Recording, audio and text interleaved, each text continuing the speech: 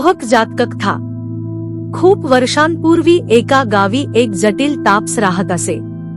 त्याच्या एका गृहस्थ शिष्याच्या घरी तो वारंवार भिक्षेसाठी येत असे।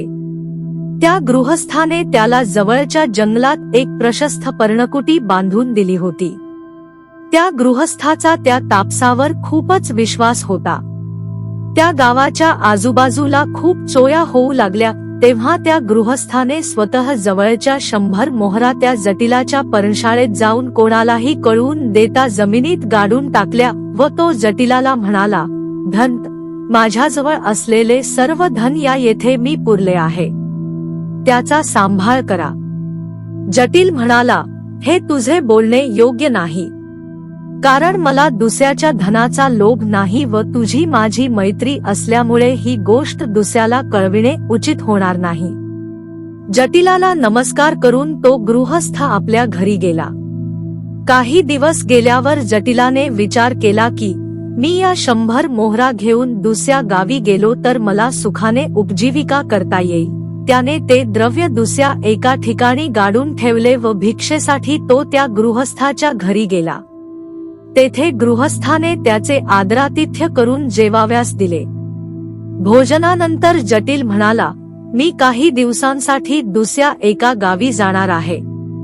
खूप दिवस एका ठिकाणी राहिल्याने तपस्व्याला त्या ठिकाणाचा लोभ जडतो, पण अशा लोभात गुरफटून जाणे आम्हा लोकांना योग्य नाही, म्हणून काही दिवस स्थानांतर करून मी परत येईल। तोपर्यंत तुम्ही आपली पर्णशाळा सांभाळा। बिचाऱ्या गृहस्थाला आपला गुरु जातो म्हणून फार वाईट वाटले। तो त्या जटिलाला काही अंतरावर पोहोचवून परत घरी आला। त्या दिवशी बोधिसत्व व्यापारासाठी गावोगावी हिंडत असता त्या गृहस्थाकडे पाहुणा म्हणून उतरला होता। त्या गृहस्थाने परत येऊन बोधिसत्वापाशी आपल्या गुरुची फार वाखाणे केली। जटिलही फार धूर्त होता। आपल्या मागोमाग जाऊन गृहस्थ आपले द्रव्य उकरून पाहीन आणि ते दिसल्यामुळे आपणाला वाटेत पकडील असा त्याला संशय आला।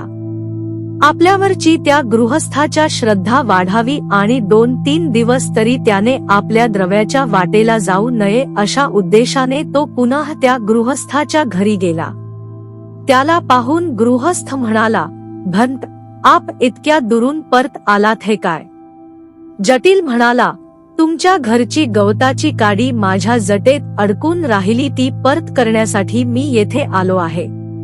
या कश्चित कामासाठी आपण एवढी तसदी व्यर्थ घेतली। एका गवताच्या काडीने आमचे काय होणार आहे? बरे, जर आपल्या शिलाचा भंग होईल असे आपणास वाटत असेल तर ती येथेच फेकून द्या म्हणजे झाले। जटिलाने गवताची काडी फेकून दिली व तो चालता झाला।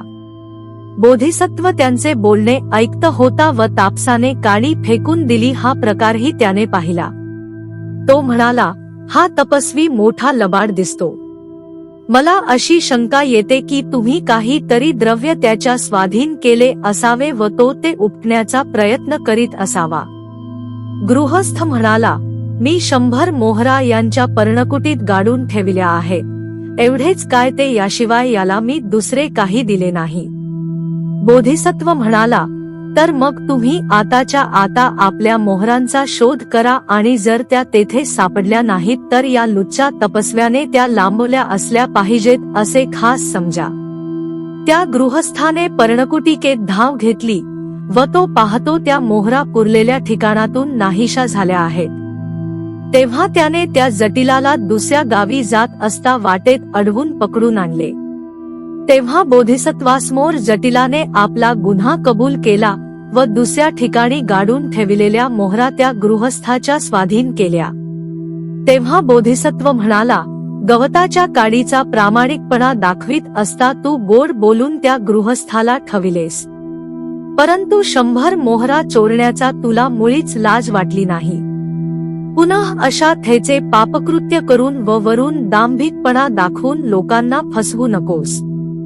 गवताच्या काडीबद्दल जे प्रामाणिकपणा दाखवितात त्यांना मोठी चोरी करण्यास लाज वाटणार नाही असे खास समजावे।